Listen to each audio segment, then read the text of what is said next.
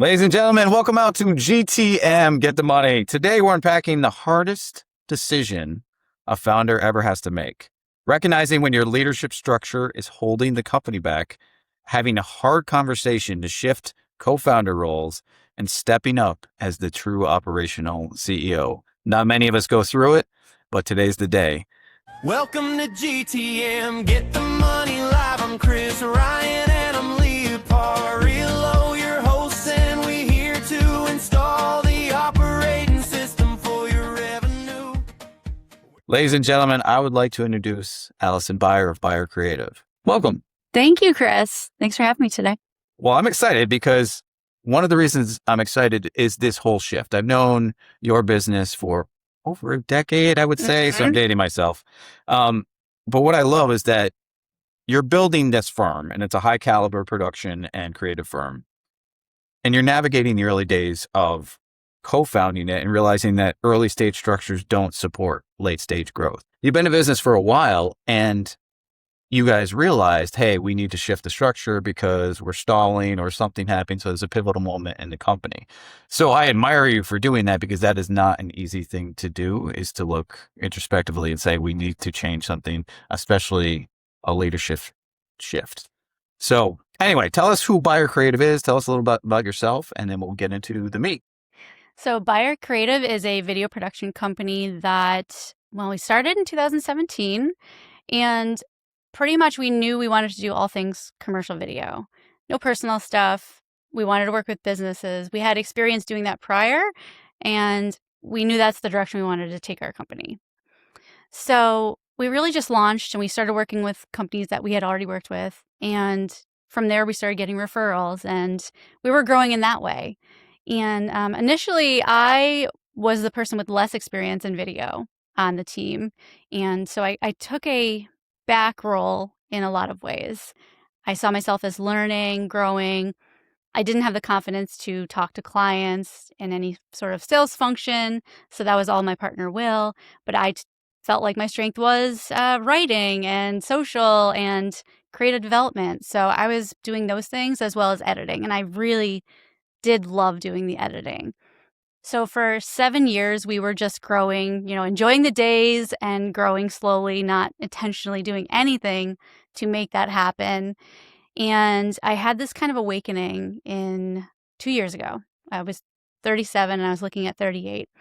And there was just something about that time period where I realized I was about to reach a new decade in my life. And it caused me to look back and say, what have I been doing all this time? And is what I've been doing going to continue to work? Is what we're doing as a company going to sustain us when we're 50? And I knew the answer was no. I had been feeling the tension for a while in that Will and I, as a two-person team, we could handle just about any amount of work, but I felt that cap of being able to, access creative thinking, the pressure of turnaround times with our work, having a small team and having to do every aspect of each video project that we did, and just experiencing, it's tiring just to even move the stuff into a place to film, and then to also be creatively on and technically on, go home, do the editing, and be taking and preparing other projects all at the same time.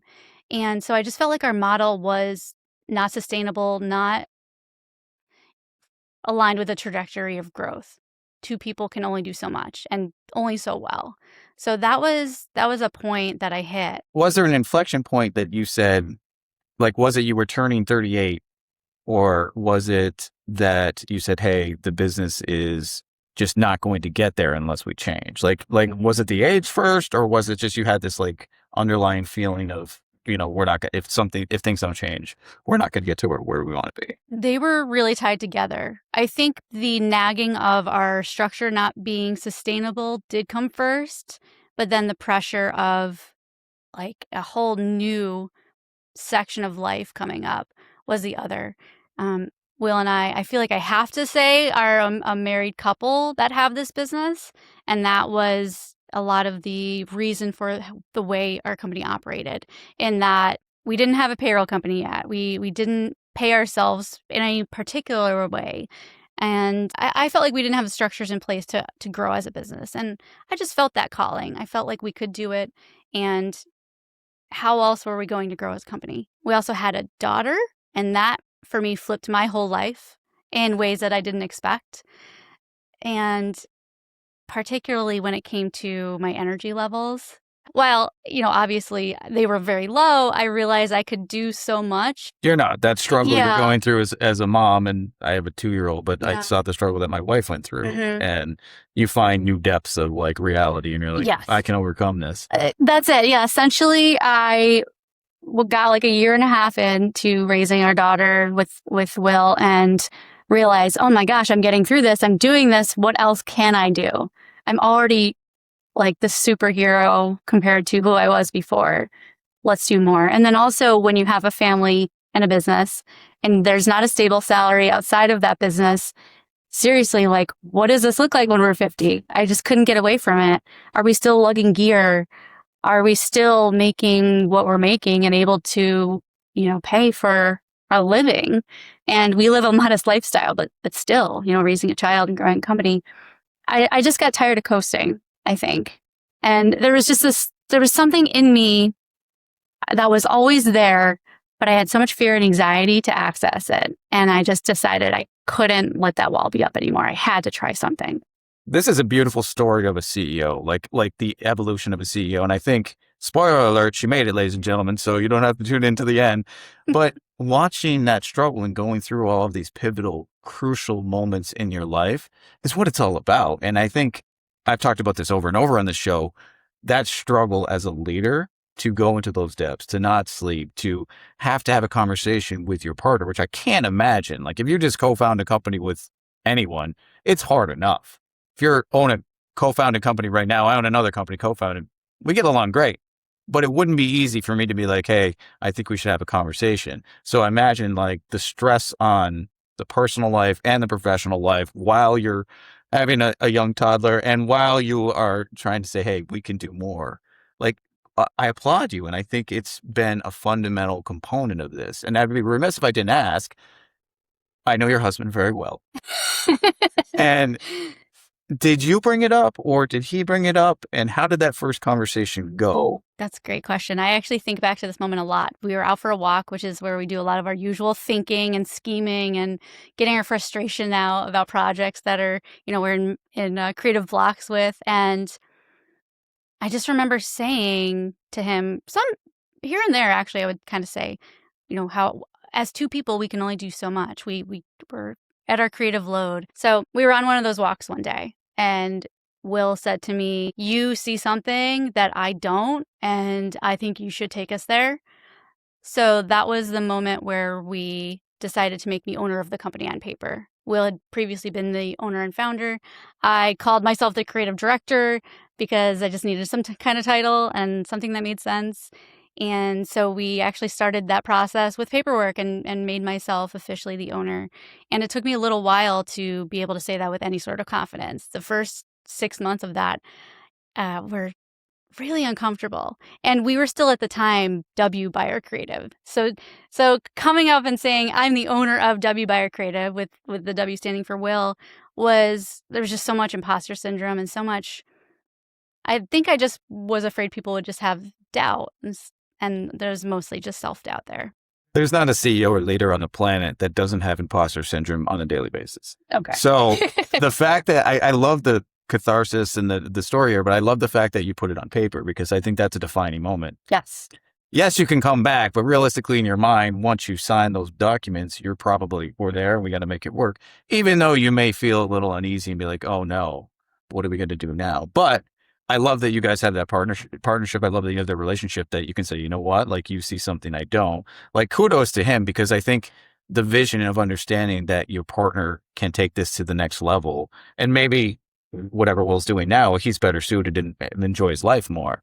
But I think that's a great just partnership to have and just something that you can run with. So let's talk about when you ran with things. So you were a little hesitant in the beginning.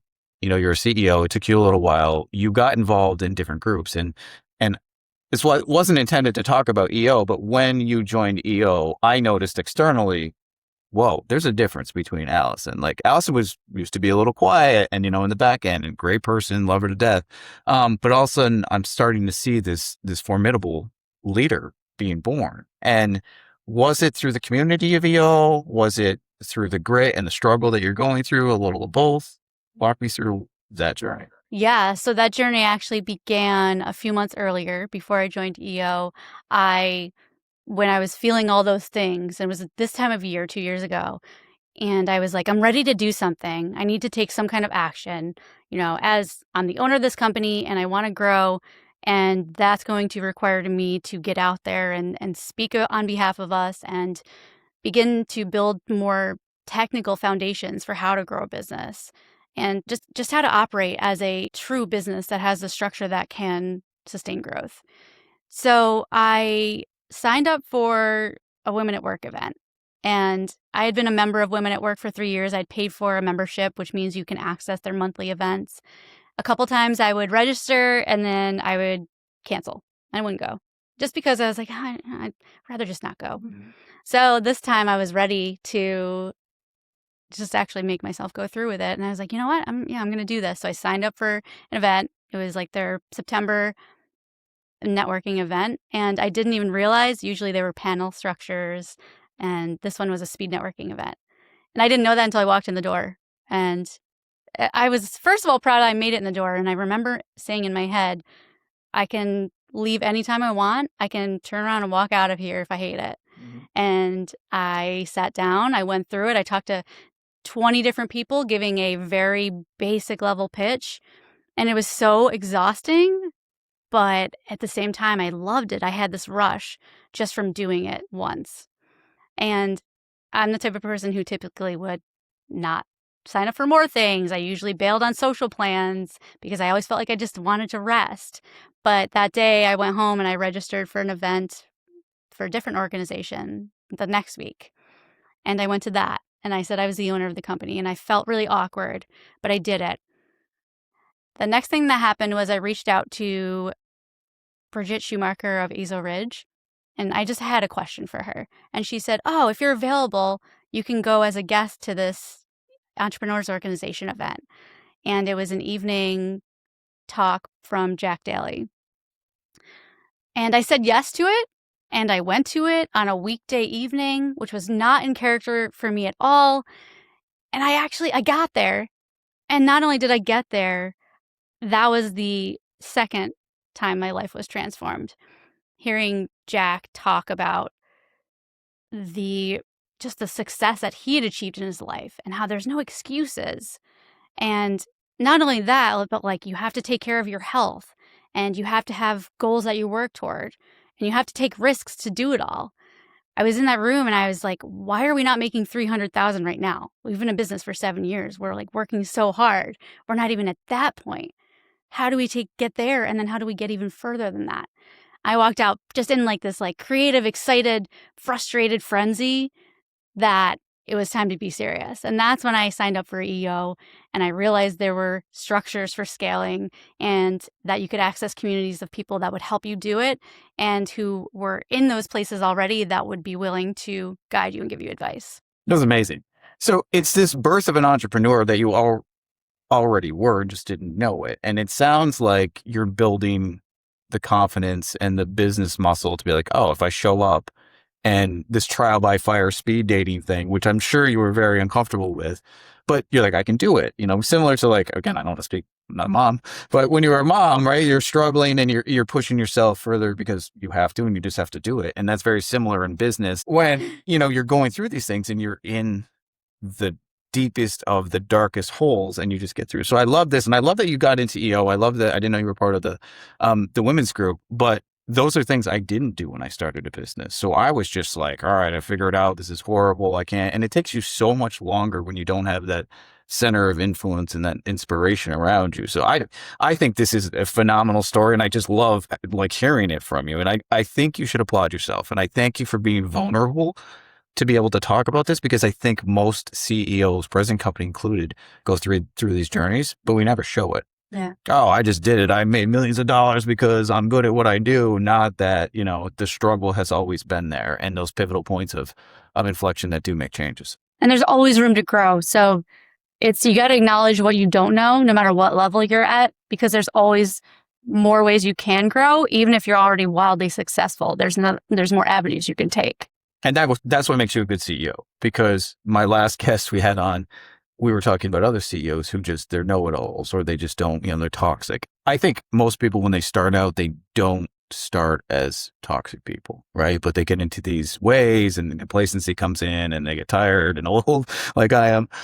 But still, like, that happens. And I think that fresh entrepreneurial spirit is present in you every day. And I think it's present in EO. And every time I go to an EO event, I was like, oh, this is new. And I'm 16 years in business. So I'm like, wait a minute, like, I'm way behind the 8 ball at this point. It's such a value to surround yourself with people who are motivational and have answers and people you can lean on. So anyway, not an EO commercial, ladies and gentlemen. I think it's a wonderful, wonderful organization. So if you're starting out or a founder, really find people around you and take that first leap for sure. So I love all of this, and I want to reference like one of your posts. You recently posted that you staked your claim on a 3-word thought leadership concept that's going to form the foundation of your future keynotes and book. That is like a BHAG if I haven't seen one, ladies and gentlemen. If you don't know what a BHAG is, look it up. You'll figure it out. Like, without giving away the secret sauce before the book comes out, what's the core premise? What are the 3 words? Like, what can you share? Like, what's our teaser here? What's our trailer for the upcoming greatness that's going to happen from you? Edit Your Timeline is a framework for taking creative control and reframing your life. So essentially, it's built on the model of the experiences that I've transformed through over the past 10 years. And it aligns with what I also do every day, or did until I became CEO, of working within a timeline. When you're working on a video timeline, you have all this back footage. You pull a clip down and your playhead is here and all this stuff comes before. But all the stuff that comes before does not have to dictate what comes after. You can also cut, and you can bring more action into it by pulling new parts out. So basically, it's an idea of stopping your old habits and building new habits so you can bring your story into your future. How do you know sooner than later when to edit your timeline? When you feel nagging in yourself that something's not quite right and that your life could be better and you could feel happier. So there's a gut feeling that's instinctual that you're just saying, hey, you know what? I feel like something's wrong and I need to edit my timeline. Yes. I love the name of it. I feel like it's a good podcast too, ladies and gentlemen. Let's talk about keynotes then. So are keynotes going to follow the same script, like edit your timeline? Mm-hmm. Yes. Yeah. So the plan is to really, and this is a new journey. This kind of hit me over the weekend, and I realized those 3 words defined my entire life and what people are asking me. How did you do that? What is happening? How did you go from here to there? And I'm going to just use it as a structure. It's metaphorical, but it's also very literal in that you could take the timeline of your life and decide today is where you're going to stop the current playhead and rewrite the story. So it actually came out of writing, and you saw my post the other day of like the changes I've gone through for 2 years. And I finished it by saying, you can rewrite your story and be the editor of your timeline. And I was like, oh, that's the version of rewriting your story that makes sense to me. It's so nice to get those aha moments. And I love, you're a writer, and it feels like there's been a theme here. Every time something gets written down, you kind of jump all over it, whether it's your signature on a contract or whether it's your post. What does the future look like? Because let me just guess what the future looks like. So you're running this beautiful creative establishment. You guys are booming. You're crushing it. I know you do a phenomenal work technically, and you tell the story and you do things that other people don't. So you'll look up Beyer Creative. We'll put it on the screen. But your personal journey as a CEO, it sounds like, and please correct me, that you like motivating others and sharing your story. So there's keynotes, there's a book. Do you ever want to coach? Like, is there anything like that in the future? You're going to be leadership guru? Like, where does this go? Yeah, and I am still looking at that, say, age 50 benchmark, and what do I want to be at that point? So this is, I think, the very early rumblings of where I want to be in 10 years from now as a business owner and just as a person who wants to help guide other people and make sure that they can see the beautiful parts of them that's kind of like my personal mission, is to help people see what qualities make them amazing and what's underneath that maybe they aren't taking action and direction on yet.